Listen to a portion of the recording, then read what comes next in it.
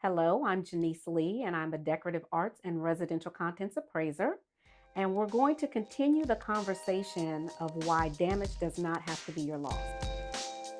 You've experienced damage through fire, possibly theft, or maybe flooding in your home. And so you reach out to the appraiser and want to know what happens next. Well, once I receive that phone call, I will schedule with you to come out and take a look at the damaged items. And in a prior video, we talked a little bit about the scope of work document that would come to you and what that's about. So if you did not see that video, you may want to go take a look about a little more in-depth discussion about step-by-step things that I do with the client prior to the actual appraisal.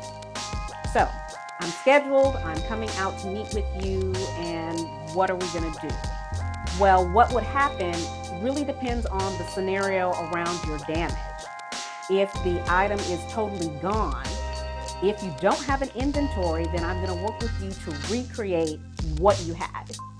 Did you have designer purses? Did you have jewelry?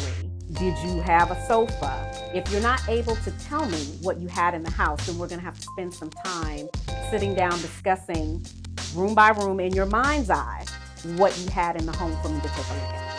I've gotten a phone call from you that you need me to come out and take a look at the items that have been damaged. We scheduled a time. I'm at your house and we are needing to look at the damaged items. There are a few different things that can direct how the process goes. If you physically are still in control of the items that have been damaged, then I will take images and photographs of those items so that I can use them in the appraisal report. If you had to throw the items out or they were burnt up in a fire, then that's a whole different process. If you're not able to provide me an itemized list of what was damaged and provide me a good description of it, we're going to have to sit down and do that. And so I will sit down with you and we will recreate or think about room by room what you had and how that was damaged.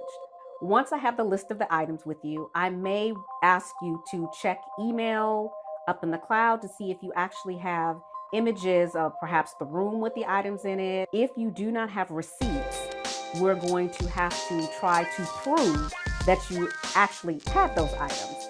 And so again, back to what I had previously stated, that to have done an asset inventory of your items will be very helpful to you in the long run because you won't have to try to prove that you have these things. And so I may require you again to look for pictures, to look for credit card receipts and things like that to show purchases of these items to help us recreate the list of your assets for the appraisal. Once I've met with you and I've done an inventory and taken the pictures I need, I will then go back to my office and begin the research process. Once I have the information and the pictures that I need, I'm going to come back to my office and I'm going to do the research for the values of the items that have been damaged. Some of my research may include, and oftentimes does include, what it would cost to repair those items, or are those items even repairable? Now, in some instances, of course, if your house is burned to the ground, you're not going to be able to repair those things. Or depending on the mold condition in a flood situation, you may not be able to restore it.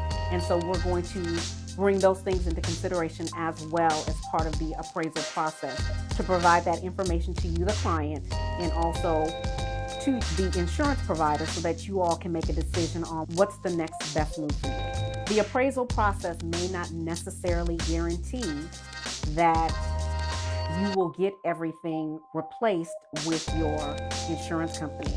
This is where it's important to have that pre-documentation, the inventory, receipts and things like that to help you substantiate your claim, to prove, yes, I have these items and that you're looking for them to be replaced in the coverage that you have with the insurance company. Thanks for joining me again for this discussion about damage does not have to be your loss.